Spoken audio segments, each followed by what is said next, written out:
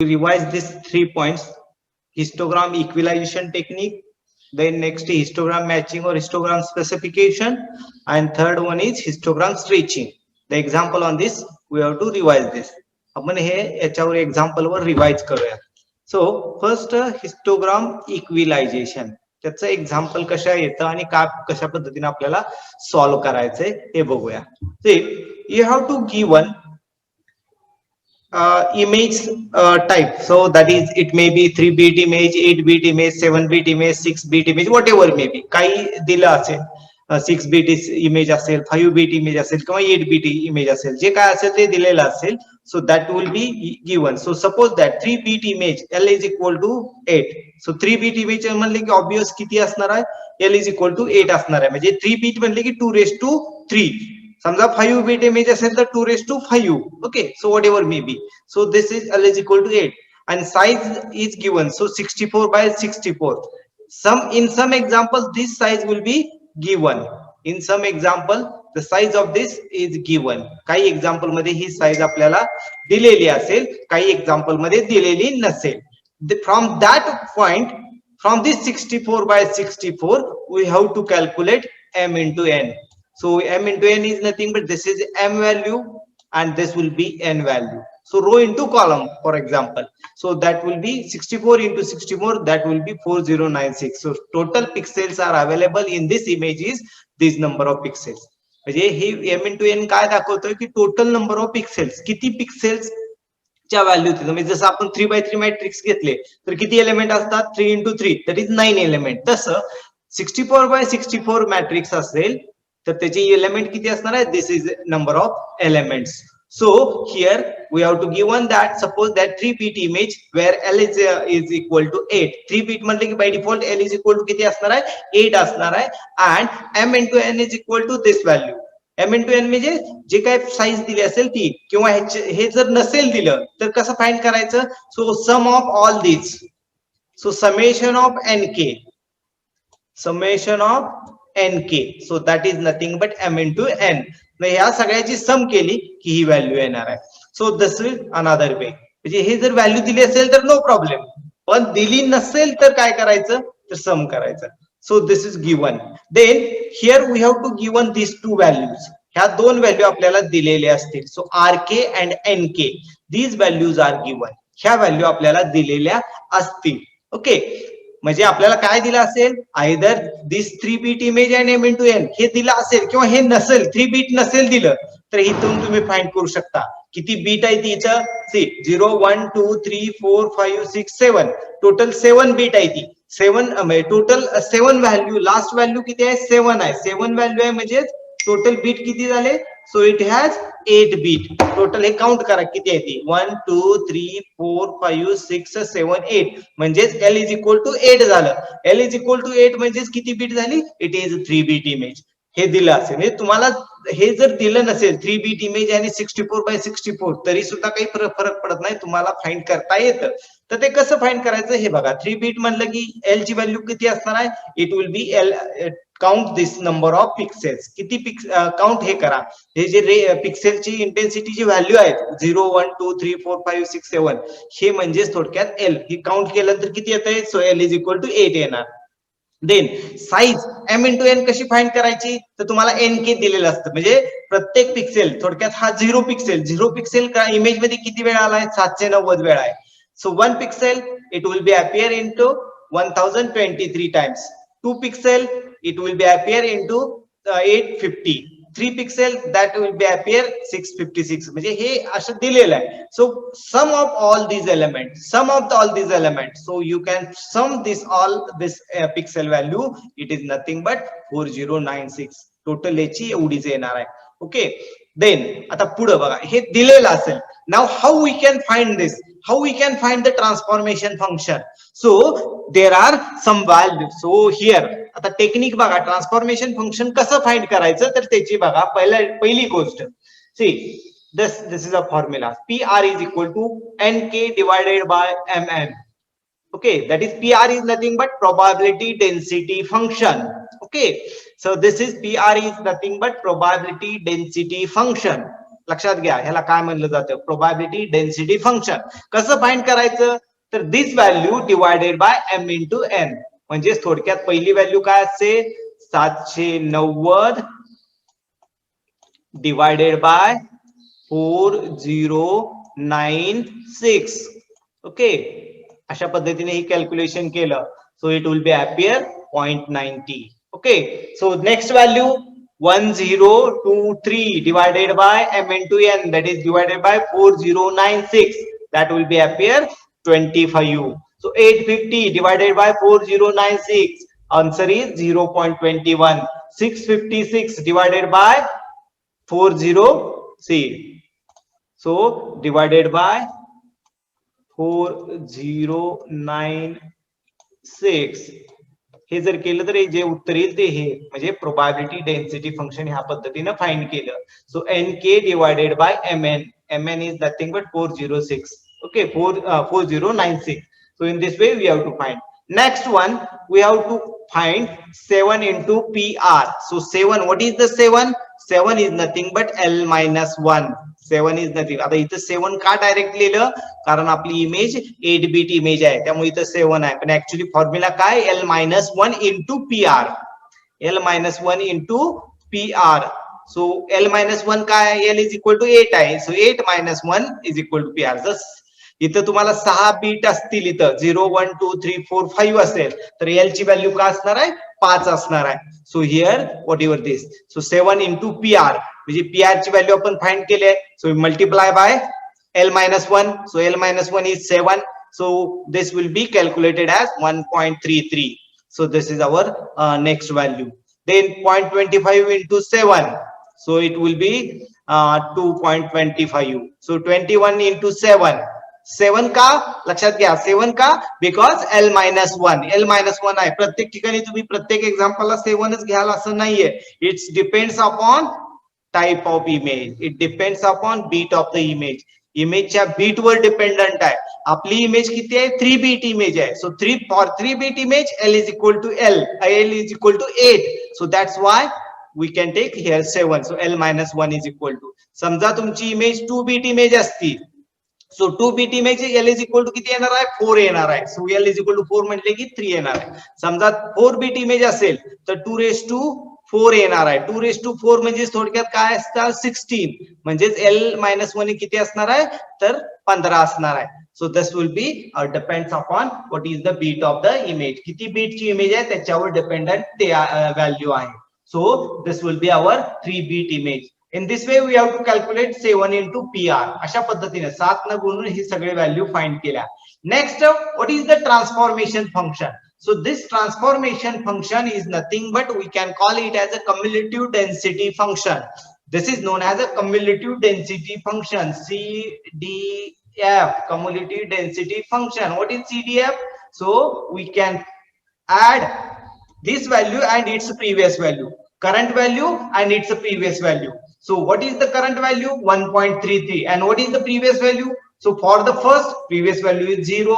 So 0 plus 1.33, that will be 1.33. Now for next value, what is the current value for this row? Current value is this. And for previous value, this. So sum of these two and written here. So 2.25 plus 1.33, it is equal to 3.08. Okay, so काहीतरी चुकलेलं आहे इथं, दुसरी value येते पण okay. So this will B cumulative density function. Then sum of these two and written here, sum of these two and written here, sum of these two and written here, sum of these two and written here, sum of these two and written here, and sum of these two and written here. So आता हे अशा पद्धतीनं calculation केलं. आता इथं बघा, लक्षात घ्या, always cumulative density function, this value always equal to l minus 1. ही व्हॅल्यू कायम काय असणार आहे, l minus 1च असणार आहे. म्हणजे तुमची 8 असेल तर इथे 7 येईल, समजा तुमचे l is equal to 16 असेल तर इथं 15 येईल. So whatever may be. So in this way we have to find this transformation function, cumulative density function, हे फाइंड केलं. Okay, now next step. आता हे हा टेबल कसा केला लक्षात आला? हॅलो, हे लक्षात आलं का कशा पद्धतीने आपण कॅल्क्युलेशन?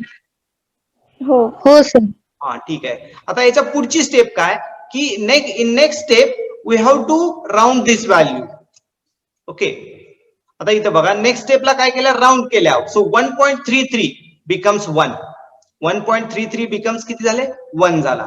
पण 3.08 बिकम्स 3, 4.55 बिकम्स 5, 5.67 बिकम्स 6, 6.23 6 झाले, 6.65 7 झाले, 6.68 7 झाले, 7.0 7 झाले. म्हणजे काय केलं की ही जी व्हॅल्यू आहे ह्याची राउंड केल्या सगळ्या. म्हणजे 1.33 बिकम्स 1, 3.08 3 झालं, 4.55 दिस 6 झालं. अशा पद्धतीने ह्या सगळ्या व्हॅल्यू राउंड केल्या.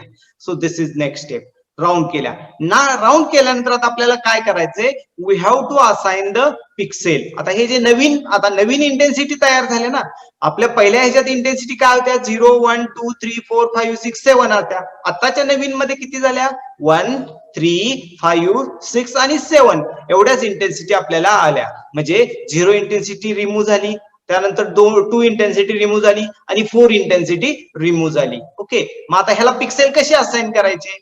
So here, see here, how to assign the pixel. Now, become R0 is mapped to S0.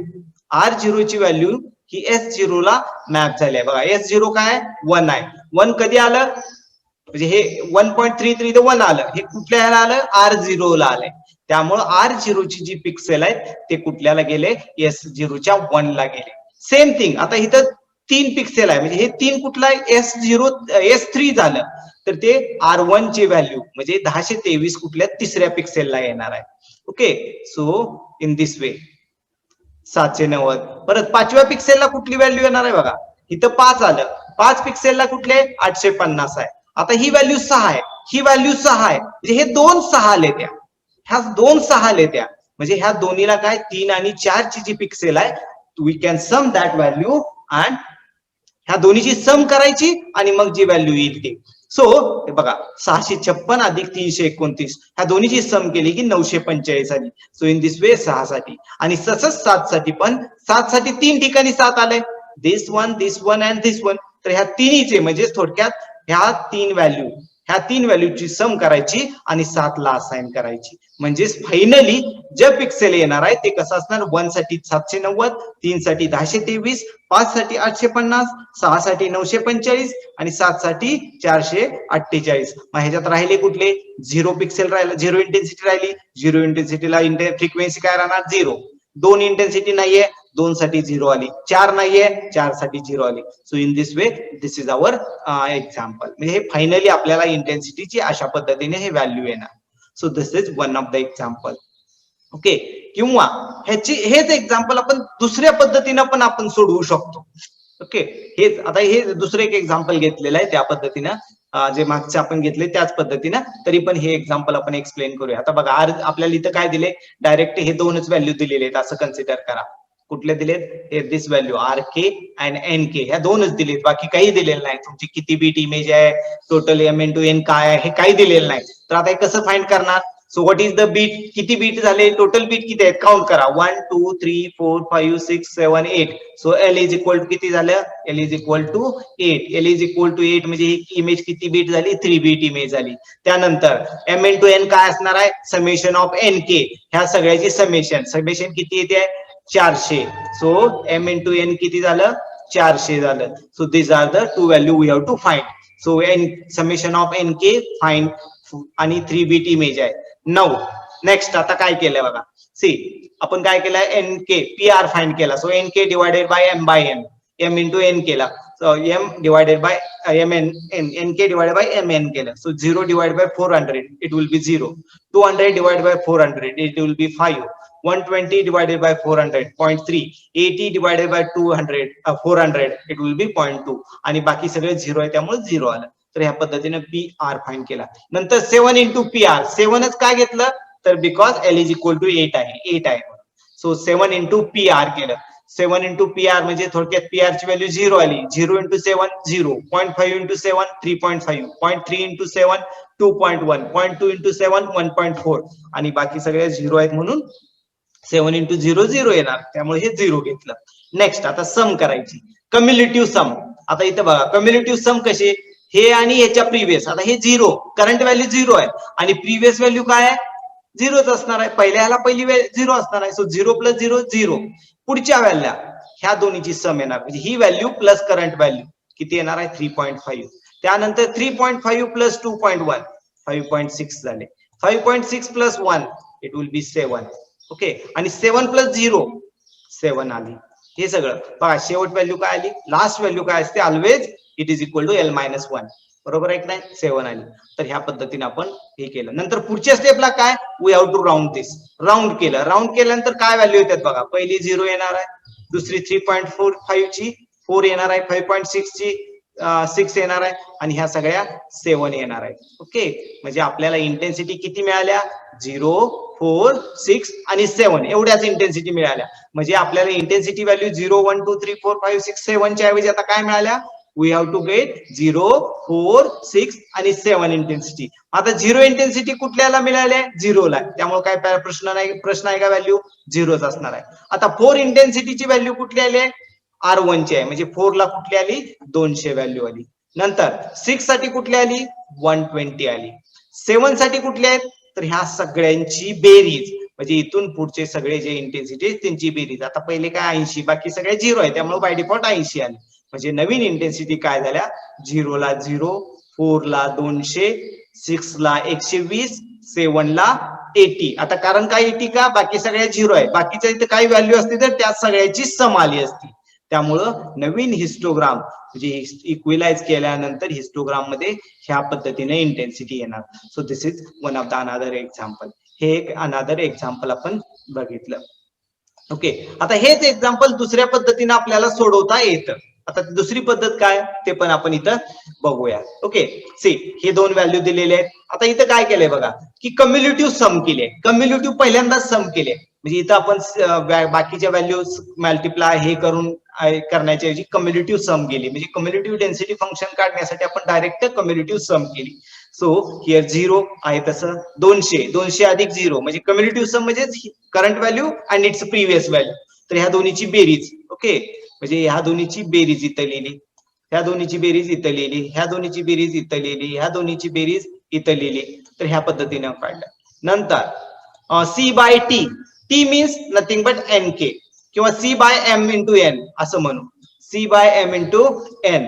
So ही value divided by M into N. So 0 divided by 400. So 0 इथं कसं केलं, 0 is equal to 0 divided by 400. त्यानंतर 200 divided by 400. Okay, हे जे काय असेल 320 divided by 400, 400 divided by 400, 400 divided by 400 अशा पद्धतीने कॅल्क्युलेशन केलं. ज्यावेळेस आता ह्याच्यात पण कम्युलेटिव्ह तुमचं बरोबर आहे का नाही हे कसं कळणार बघा, ही शेवटची व्हॅल्यू चेक करायची. शेवटची value is equal to this M into N. हे दोन्ही जर सेम असेल तर आपलं एक्झाम्पल बरोबर आहे असं समजायचं. ओके, हे व्हॅल्यू फाइंड केल्या. दुसरी गोष्ट, हे पण 1 येतं, लक्षात घ्या. कम्युलेटिव्ह सम मध्ये C/T और C/N हे 1 येतं. त्यानंतर पुढची स्टेप आता 7 इंटू दिस म्हणजे L-1 इंटू C/T. म्हणजे हे डेन्सिटी फंक्शन आपण फाइंड केलं. कम्युलेटिव्ह डेन्सिटी फंक्शन CDF इथं आपण तयार केलं. CDF कसं केलं, मागाच्या सारखंच आहे, फक्त काय केलं इथं स्टेप थोड्या पुढं मागं केलेले. Okay, so 7 into 0 0, 7 into 0.5 3.5, 0.8 into 7 so it will B 5.6, 1 into 7. तर ह्या पद्धतीने कॅल्क्युलेशन केलं आणि ह्या व्हॅल्यू राऊंड केल्या. सो 0, 4, 6, 7 मगाच्याच इंटेन्सिटी आले बघा, त्याच इंटेन्सिटी येणार आहेत. ओके, मग 0 कुठल्याला आले, 0 ला आले. त्यानंतर 4 कुठल्याला आले, 200 ला. सो 4 साठी 200 लिहा. त्यानंतर 6 कुठल्यासाठी आले, 120 ला. सो 6 ला 120 लिहा. नंतर 7 कुठल्याला आले, 7 आता बघा इथं 80, 0, 0, 0, 0 म्हणजे ह्या सगळ्याला आले. तर ह्या सगळ्यांची बेरीज, आता इथं बाकी सगळे 0 असल्यामुळे डायरेक्ट 80 येईल. आणि जे राहिलेले व्हॅल्यू आहेत, 1 नाहीये, 0, 2 नाहीये, 0, 3 नाहीये, 0, 5 नाहीये, 0. So in this way this will be our new. म्हणजे हे दुसऱ्या पद्धतीने तुम्ही सोडवू शकता, अशा पद्धतीने पण सोडवू शकता. तुम्ही कुठली मेथड प्रेफर करा. Okay, so this is our next example. म्हणजे हिस्टोग्राम स्पेस इक्विलायझेशन कशा पद्धतीने केलं जातं हे लक्षात घ्या. लक्षात आलं हे एक्झाम्पल. हॅलो. Yes sir. हा. हो सर. आता हेच हिस्टोग्राम इक्विलायझेशन आपण प्रॅक्टिकली इम्प्लिमेंट करायचं असेल तर आपल्याला एक फंक्शन दिलंय आय एम हिस्ट इक्वी म्हणून फंक्शन आहे. आपण ते प्रॅक्टिकल मध्ये बघू हिस्टोग्राम इक्विलायझेशन कसं करायचं. म्हणजे ह्या सगळ्या प्रोसेस आपल्याला करायची गरज नाही. डायरेक्ट आपल्याला एक फंक्शन दिलंय, त्या फंक्शन वापरून आपण हिस्टोग्राम इक्विलायझेशन करू शकतो. ओके. सो हा पहिला पार्ट म्हणजे हा पहिला एक्झाम्पल आपण कव्हर केलं. नाउ नेक्स्ट एक्झाम्पल आता बघूया. नेक्स्ट टाईपचं म्हणजे आपल्याला काय केलंय की हिस्टोग्राम स्पेसिफिकेशन किंवा हिस्टोग्राम मॅचिंग म्हणलंय. हिस्टोग्राम मॅचिंग म्हणजे ऍक्च्युली कन्सेप्ट काय आहे की हिस्टोग्राम मॅचिंग मध्ये समजा एखादा हिस्टोग्राम दिला असेल तर दुसऱ्या हिस्टोग्राम प्रमाणे त्याचं आउटपुट यावं. आता इथं दोन हिस्टोग्राम दिले असतात. दिस इज ओरिजिनल हिस्टोग्राम आणि दिस इज अ स्पेसिफाईड हिस्टोग्राम. म्हणजे आपल्याला ह्या हिस्टोग्राम प्रमाणे ह्या हिस्टोग्राम यायला पाहिजे. हे आता हे हिस्टोग्राम असा आलेला आहे पण आपल्याला ह्याचं कन्व्हर्शन ह्या पद्धतीत करायचंय. तर त्यासाठी आपल्याला काय करायचंय हिस्टोग्राम मॅचिंग टेक्निक वापरायचंय. म्हणजे ह्या दोन्हीचं मॅच करून आपल्याला एक हिस्टोग्राम तयार करायचा की जो अशा पद्धतीचा असेल. Okay. So this is our histogram specification किंवा हिस्टोग्राम मॅचिंग म्हणलं जातं. म्हणजे थोडक्यात इथं बघा इनपुट हिस्टोग्राम दिलेला आहे, टार्गेट हिस्टोग्राम असा दिलेला आहे. म्हणजे आपल्याला ह्या दोन्हीचं मिळून आपल्याला कशा पद्धतीने हिस्टोग्राम तयार करायचा. एक तर एक्झॅक्ट असा नाही येणार पण ह्या शेप मध्ये येईल. तर अशा शेप मध्ये आपल्याला हिस्टोग्राम आणायचा आहे. त्यासाठी आपल्याला जे टेक्निक वापरायचंय त्याला हिस्टोग्राम मॅचिंग किंवा हिस्टोग्राम स्पेसिफिकेशन म्हणलं जातं. तर ह्यामध्ये तुम्हाला काय दिलेलं असतं तर याच्यात बघा ह्यामध्ये दोन स्टेप दिलेले आहेत. एक ऍक्च्युली 4 स्टेप आहेत. आपल्याला काय करायचंय तर ह्याच्यात तुम्हाला दोन हिस्टोग्राम दिलेले असतील. ह्यामध्ये तुम्हाला काय की दोन हिस्टोग्राम दिलेले असतील. आपण ते एक्झाम्पल बघूया. सी अशा पद्धतीने आपल्याला दिलंय. So histogram matching input histogram दिलेला आहे, डिझायर्ड हिस्टोग्राम दिलेला आहे. ओके. आता इथं बघा डिझायर्ड हिस्टोग्राम मध्ये तुम्हाला देताना पी ऑफ आर के दिलं म्हणजे प्रोबॅबिलिटी डेन्सिटी फंक्शनच डायरेक्ट दिले. तुम्हाला डायरेक्ट पिक्सेल व्हॅल्यू दिल्या नाहीत. पिक्सेल व्हॅल्यू दिल्या असत्या तर तुम्हाला ते हे पीडीएफ काढायला लागलं असतं पण इथं डायरेक्ट दिले त्यामुळे अजून एक स्टेप आपली कमी झाली. So here we have to given two histogram. दोन हिस्टोग्राम दिलेत input histogram and desired histogram. So what is the step. So first step is equalize histogram A, second is equalize histogram B, mapping A to B and final result. तर ह्या पद्धतीने आपल्याला steps करायचे. So पहिली step काय बघा histogram matching मध्ये पहिला इनपुट हिस्टोग्राम घेतला त्यानंतर त्याचा इक्विलायझेशन करायचं जसं मगाच्या टेक्निक मध्ये इक्विलाइज केलं तशा पद्धतीने. डिझायर्ड हिस्टोग्राम आहे त्याचं पण इक्विलायझेशन करायचंय, मॅपिंग करायचंय. कशा पद्धतीने आपण बघा पहिली स्टेप ही बघा. ह्यामध्ये आपल्याला बघा मगाच्या पद्धतीनं so here R0 is equal to 1 0 0 1 2 3 4 7 दिलं. Now NK this is given. Now we have to find the PR, probability density function. We have to find this probability density function. How this will be find? So NK divided by M into N. 790 भागिले ही value किती आहे 790 भागिले 4096. मगाच्या example मध्ये आपण हे बघितलेलं आहे. Okay. M into N काय आहे that is summation of NK, that is nothing but M into N. Okay, summation of NK is nothing but M into is equal to M into N असणार आहे. तर हे value सगळ्या find करून घेतल्या म्हणजे 1023 भागिले 4096 850 भागिले 4096. So on this way then 7 into PR. why 7 into PR, that is L-1 into PR. हे PR आपण काढलेलं आहे. L-1 आपल्याला माहित आहे. So it is 7. So 7 into this. So in this way we have to calculate all these values. ह्या सगळ्या value आपण फाइंड केल्या. Okay. Cumulative density function. Okay.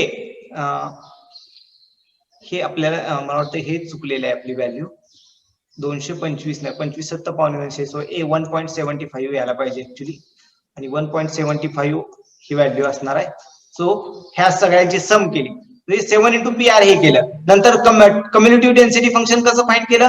So this value and it's previous value. So 1.33 into 0 1.33 पण 1.75 into 1.33 so 3.08. 3.08 plus 1.47 that is 4.55.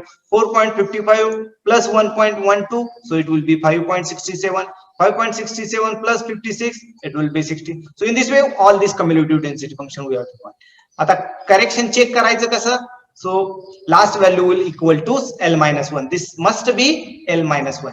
He value काय असली पाहिजे L-1 असली पाहिजे तरच आपलं बरोबर आहे समजायचं. आता हे L-1 आले बरोबर आले. नेक्स्ट राऊंड केलं, ह्या व्हॅल्यू राऊंड केल्या. सो 1.33 बिकम्स 1, 3.08 3 झाली, 4.55 5 झाली. तर ह्या पद्धतीने आपण ह्याच टोटल सम केल्या. So this is a rounding केलं. राऊंडिंग केल्यानंतर आता इथं बघा, ह्याला नवीन व्हॅल्यू असाइन करायच्या. सो 1 पिक्सेलला किंवा 1 इंटेन्सिटी ला कुठल्या पिक्सेल येणार आहेत, R0च्या म्हणजे 790च्या येणार आहे. सो 1 साठी 790 दिलं. त्यानंतर 3 साठी किती आहे, 1023. सो 3 साठी 1023 लिहिलं. नंतर 5 साठी किती आहे, 850 आहे. सो 5 साठी 850 आहे. आता 6 साठी किती आहे, 6 या 2 साठी आहे, त्यामुळे ह्या दोन्हीची बेरीज इथे येणार आहे. सो 6 लिहिलं. 7 कितीसाठी आहे, ह्या 3 साठी, म्हणजे ह्या तिन्हीची बेरीज 7 साठी लिहिले. आणि जे राहिलेल्या इंटेन्सिटी आहेत, म्हणजे आता 1 आहे तर 0 नाहीये, सो 0 ला 0, 2 नाहीये इथं त्यामुळे इथं 0, 4 नाहीये त्यामुळे 0. हे नवीन इंटेन्सिटी व्हॅल्यू आल्या.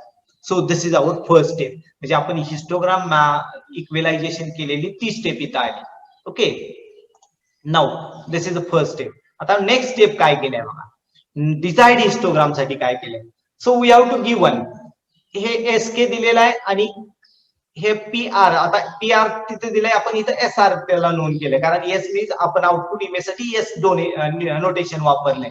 So S R, so this value.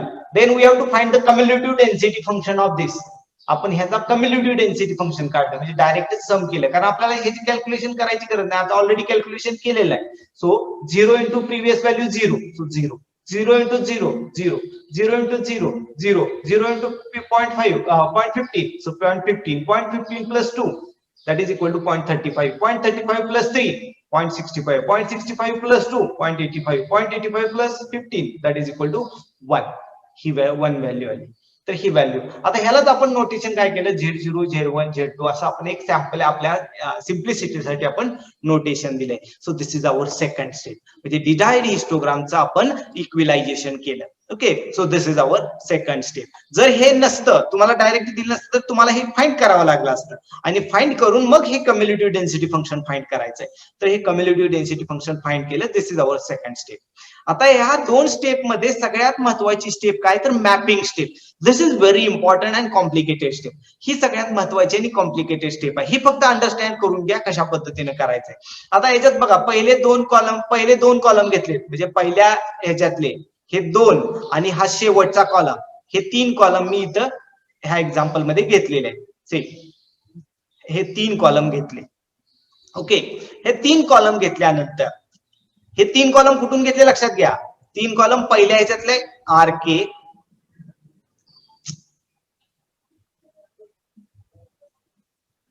C, S के, म्हणजे थोडक्यात ते तिकडचा 0 1 2. पी आर, ही पी आर व्हॅल्यू घेतली, ही व्हॅल्यू पहिला, ही व्हॅल्यू आणि शेवटची व्हॅल्यू, ह्या 3 कॉलम आपण इथं घेतलेले आहेत. ओके, हे 3 व्हॅल्यू, त्याच्यावरून हा व्हॅल्यू आपण फाइंड केलाय. न्यू एस के फाइंड केलं. न्यू एस के कसं फाइंड केलं बघा, 1 डिवायडेड बाय L मायनस 1. ही जी व्हॅल्यू आहे राऊंडिंगची व्हॅल्यू आहे, ह्याला 7 न भागलं. 7च का, L मायनस 1 हे लक्षात घ्यायचं. 7 न भागलं, इथे किती आलं, 0.43 आलं. त्यानंतर 3 बाय 7 0.429, 5 बाय 7 0.74, 6 बाय 7 0.8. तर अशा पद्धतीने हे व्हॅल्यू फाइंड करून घेतल्या. नंतर CDF, आता ह्या मधला हा कॉलम घेतला, सेकंड टेबल मधला हा कॉलम घेतलाय. म्हणजे थोडक्यात आपण बघा, हे 1 2 3, हे 3 कुठून घेतला, it will be from the table A, म्हणजे पहिल्या ह्याच्यावर हे कॅल्क्युलेट केला, हा टेबल बी वरून घेतला, ओके. आता मॅपिंग कसं केलं बघा. ओके, मॅपिंग कसं केलं, तर आपल्याला ही जी व्हॅल्यू आहे 0.143, ही व्हॅल्यू आपल्याला कुठल्या व्हॅल्यू बरोबर आपल्याला चेक करायची. ओके, सो कुठल्या व्हॅल्यू बरोबर आहे चेक करायचं. 0.143, ओके, सो ही कुठल्या व्हॅल्यू बरोबर आहे, 0.143 कुणा बरोबर आहे, इथल्या बरोबर आहे. 0.143 हे कुणा बरोबर आहे, 0.15 बरोबर आहे. 0.15 कुणासाठी आहे, 3 साठी व्हॅल्यू. सो मॅप टू 3 लिहिलं. हे लक्षात घ्या कसं केलं बघा. 7 हे जे भाग केलं, आता ही जी व्हॅल्यू आउटपुट जे येणार आहे ही व्हॅल्यू ह्या कम्युनिटिव्ह डेन्सिटी म्हणजे बी टेबलच्या कम्युनिटी डेन्सिटी फंक्शनच्या कुणाच्या जवळची आहे ही चेक करायचं आहे. म्हणजे 0.143 कुणा जवळ आहे, 0.15 जवळ आहे, आणि 0.15 कुणाची व्हॅल्यू आहे, 3 ची व्हॅल्यू आहे. सो मॅप टू 3 लिहिलं. त्यानंतर 0.429 कुणा जवळ आहे, 0.35 जवळ आहे. 0.35 मग 0.35 कुणासाठी आहे, 4 साठी आहे, तर इथे 4 लिहिलं. त्यानंतर 714 कुणासाठी आहे, कुणाच्या जवळ आहे, 65 च्या जवळ आहे. 65 मग कुणासाठी आहे, 5 साठी आहे, तर हे 5 लिहिलं. परत 0.857 किंवा हे 0.857 दोन्ही आहे, तर 85 कुठं आहे, 85 च्या 85 कुणासाठी आहे, 6 साठी आहे, म्हणून इथे 6 केलं. त्यानंतर पुढं 6 लिहिलं. हे दोन्ही 6 येणार कारण ह्या दोन्ही व्हॅल्यू सेम आहे. नंतर 1 कुणा जवळ आहे, आता हे तिन्ही 1 इथं 1 जवळ आहे, त्यामुळे इथं ठिकाणी 7 लिहिलं मॅपिंग. आता हे 7 का लिहिलं बघा, इथं 5 जवळ पण आहे म्हणला, 6 जवळ पण आहे, 7 जवळ पण आहे, तर ह्याच्यातली जी मॅक्सिमम व्हॅल्यू आहे ती लिहायची इथं. ओके, इथली जी मॅक्सिमम व्हॅल्यू आहे जर सेम असेल दोन्ही, ओके, आता इथं बघा आपण हे 0.8 हा हे 6 जवळच आहे, त्यामुळे काय प्रॉब्लेम, एकच व्हॅल्यू आहे त्यामुळं. पण इथं 1 ही जी व्हॅल्यू अपेअर होते ह्या 3 ठिकाणी येते आपल्याला. मग ह्याच्यातली कुठली व्हॅल्यू लिहायची, तर ह्याच्यातली जी मॅक्सिमम व्हॅल्यू आहे 1 कुठल्यासाठी मॅप झाले, तर हे 7व्या ठिकाणी मॅप झाले, म्हणून इथं 7 लिहिलं. लक्षात घ्या, पुन्हा एकदा ही स्टेप सांगतो, ही स्टेप कॉम्प्लिकेटेड आहे. पहा, हे 3 कॉलम ए मधून घेतले, हे कॅल्क्युलेट केलं. कॅल्क्युलेट कसं केलं, हे जी व्हॅल्यू आहे डिवायडेड बाय 7 केलं. 7 म्हणजे L-1, आणि ही कम्युनिटिव्ह डेन्सिटी फंक्शन हा बी टेबल मधून कॉलम घेतलेला आहे. यामध्ये काय केलं बघा, ही व्हॅल्यू ह्याच्यात कुठं बरोबर कुणाच्या जवळ आहे ते चेक करायचंय. सो 0.143 कुणा जवळ आहे, 0.15 जवळ आहे. 0.15 कुणासाठी आहे, तर 3 साठी आहे, तर ते 3 इथे घेतलं. 0.429 कुणा जवळ आहे, 35 आहे. 35 कुणासाठी आहे, 4 साठी आहे, तर 4 मॅप केलं. 0.714 कुणा जवळ आहे, 65 जवळ आहे, तर ते 5 साठी आहे, तर 5 इथे लिहिलं. त्यानंतर 0.857 कुणासाठी, 85 जवळ आहे. 85 कुणासाठी, 6 साठी आहे, तर 6 इथे लिहिलं. पुन्हा काय 857च आहे. 857 कुणा जवळ आहे, 6 साठी आहे, तर 6 लिहिलं. त्यानंतर पुढं 1 आहे. ओके, 1 कुणा जवळ आहे, इथं 1 आहे, ते कुठल्यासाठी आहे, 7 साठी आहे, त्यामुळे इथं 7 लिहिलं. ओके, पुन्हा 1 आहे, कुणा जवळ आहे, 7 साठी आहे, 7 लिहिलं. तर ह्यामध्ये आपण हे मॅप केलं. So this is our third step, mapping केलं. आता मॅपिंग केल्यानंतर पुढची स्टेप काय, की ह्याला पिक्सेल असाइन करणे, म्हणजे किती पिक्सेल ह्याला आहेत हे घेणे. तर ह्यासाठी पुन्हा बघा काय केला, की न्यू ही जी व्हॅल्यू आहे ही आपण जो टेबल, हे टेबल पहिल्या ह्याच्यातून हा टेबल घेतलेला आहे. ओके, हा टेबल जो इंटेन्सिटी असाइन केलेली आहे ती टेबल घेतला. ओके, हा टेबल तिथे घेतला. आता हे इनपुट मॅपिंग हे कसं घेतलं, तर ह्यासाठी बघा की हे कॉलम घेतला. So this will B and this will बी, हा राउंडिंगचा आणि मॅप टू चा हे 2 कॉलम घेतले. ओके, 1 3 5 6 7, 1 3 5 6 आणि 7, आणि इथं 3 4 5 6 7 ह्या व्हॅल्यू इथं आपण असाइन केल्या. 1 साठी कुठली व्हॅल्यू झाली आहे, 3 झाली आहे. 3 साठी ह्यात 4 साठी कुठे आहे, 3 आहे. 5 साठी ही 5 आहे. 6 साठी 6 आहे, 7 साठी 7 आहे. तर ह्या व्हॅल्यू आपण इथं घेतल्या, 1 3 5 6 7, 3 4 5 6 7. आता इथली व्हॅल्यू मॅप करताना इंटेन्सिटी कशी लिहिली, तर इथं बघा 3 साठी इंटेन्सिटी कुठली आहे, 1 ला जी असेल ती. 3 साठी कुठली, 1 ची इंटेन्सिटी, 1 ची इंटेन्सिटी आहे 790 780 किंवा 790 जे काय असेल ती लिहिली. नंतर 4 साठी इंटेन्सिटी कुठली आहे, 3 ची आहे. 4 साठी 3 ची इंटेन्सिटी लिहिली, 1023. 5 साठी इंटेन्सिटी कुठली आहे, 5 चीच आहे. 5 साठी 5 ची इंटेन्सिटी. 6 साठी 6 ची इंटेन्सिटी आहे, 6 ची इंटेन्सिटी लिहिली. 7 ला 7 ची व्हॅल्यू लिहिली. So in this way we have to map this. अशा